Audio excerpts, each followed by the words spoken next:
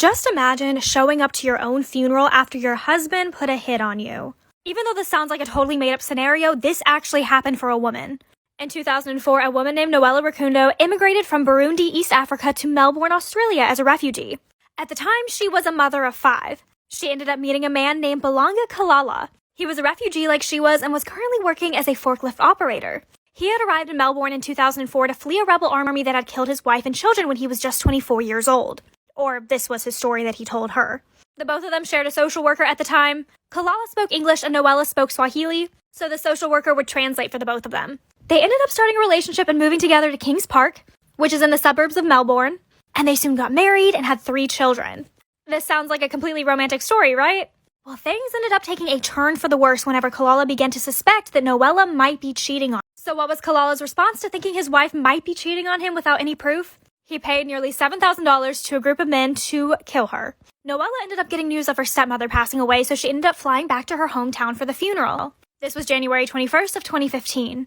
Kalala ended up calling her on the phone, and he instructed her to go outside and get some fresh air. And she was immediately confronted by an armed man who directed her to get into the vehicle. When she got into the vehicle, there was 2 other armed men waiting for her inside.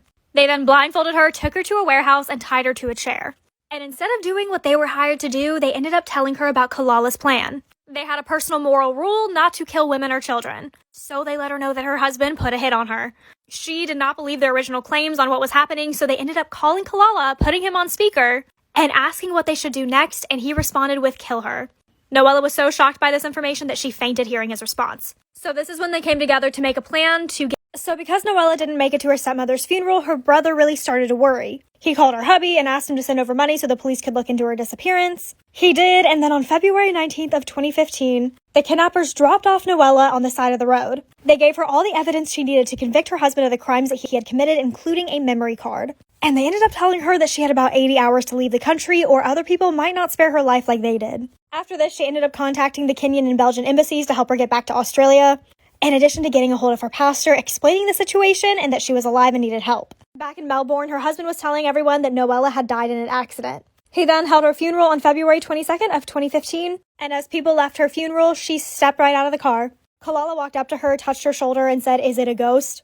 To which she responded, "Surprise, I'm alive," and Kalala just started to profusely apologize. He was then sentenced to prison for 9 years. On my Instagram, there's another case about a man who tried to kidnap his... Am I the a-hole for insisting to invite someone to the wedding when my fiancé is against it? I'm 26 male, and my fiancé who I'm getting married to is also 26 female. I started dating my fiancé 4 years ago, and we got engaged last year. Before I met my fiancé, I was friends with this one girl since we were 16 years old. We weren't that close, but we were good friends. I went no contact with that girl after she had cursed out my fiancé multiple times, and when she was acting jealous over the fact that I had a relationship, and also going on dates with my partner. She was getting really exhausting, and I felt suffocated by her. So I cut her off, but this was almost 2.5, 3 years ago. Now, this girl started dating my cousin 3 months ago. My cousin will be invited to the wedding, and although I'm not thrilled about it, that girl will be his +1. My fiancé is totally against it because that girl treated her horribly, and she doesn't want her at her wedding because she believes that kind of person will make the wedding about herself. She's not totally wrong. The girl is extremely weird and capable of pulling a stunt to get all eyes on her, whether it's negative or positive attention. I get why my fiancé is worried, but I don't want to tell my cousin not to bring his +1, who's also his girlfriend. So am I in the wrong here? Am I the a-hole for kicking my brother-in-law out after he referred to himself as the father of my child? Let me explain. I'm a 30-year-old female and my wife is a 29-year-old female. We welcomed our son into the world a year ago, and both of our families are very accepting of us, but my wife's family has this weird obsession with passing on the family genes. So this made adopting out of the question very early on. My wife and I always wanted to start a family, but things got difficult when my wife found out that she was infertile. We knew that her family would be understanding, but I am terrified of pregnancy. My biological mom died in childbirth, which has led me to believe that I wouldn't hold a pregnancy very well. After a few months of brainstorming, my mother-in-law suggested that we do IVF, using my eggs, my brother-in-law's sperm, and let my wife carry the baby. Even though I was skeptical, I gave in because the plan hit all the marks. Her family got to pass on the genes, and my wife and I got to start a family. Plus, I didn't want to carry the baby. We went through extensive counseling and therapy to make sure everyone was on the same page and could handle it, and everything went great. My wife loved being pregnant, aside from the morning sickness, and we were overjoyed to welcome our new baby boy in the winter. But a problem arose when we were preparing for my son's first birthday when my brother-in-law made a comment about how he should get a say in the planning as the child's father. I was shocked, I cringed, and I told him he wasn't. And told him that he was just providing a piece of him, and he looked me in the eye and said, "Yeah, so he's our child." My wife's jaw dropped and my mother-in-law wasn't making eye contact. I kicked him out of the house and told him that he couldn't come back until he apologized. But he got angry, which made my wife start to cry. She has always struggled with self-esteem, and this infertility really took a toll on her. For months, I've had to reassure her and tell her what an amazing mom she is. My sister-in-law later that day called me the B word, and I argued that my brother-in-law had no right saying any of that. But she kept yelling, so my wife and I had to cut off contact with her family.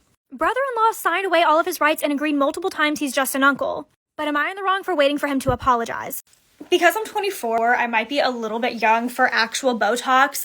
However, I want to try this Botox alternative because even though I don't really have wrinkles, I do have a lot of attitude. And I put up this eyebrow a lot. And it's starting to, do you guys see that? Like, have creases. So I'm going to try to prevent that from getting worse. And you're supposed to wear these overnight. I'm curious how this is going to look in the morning. Also, I saw this review on Amazon stating that they do not smell like a dead animal, so I figured that this must be a very high-quality skin product. Thank you, Frownies. Okay, so back to the program. It is supposed to look like 3 triangles across my forehead. So let's take you guys in, and I'm going to break this one up and do a little geometry here. I then spray the back and put it on my forehead like so.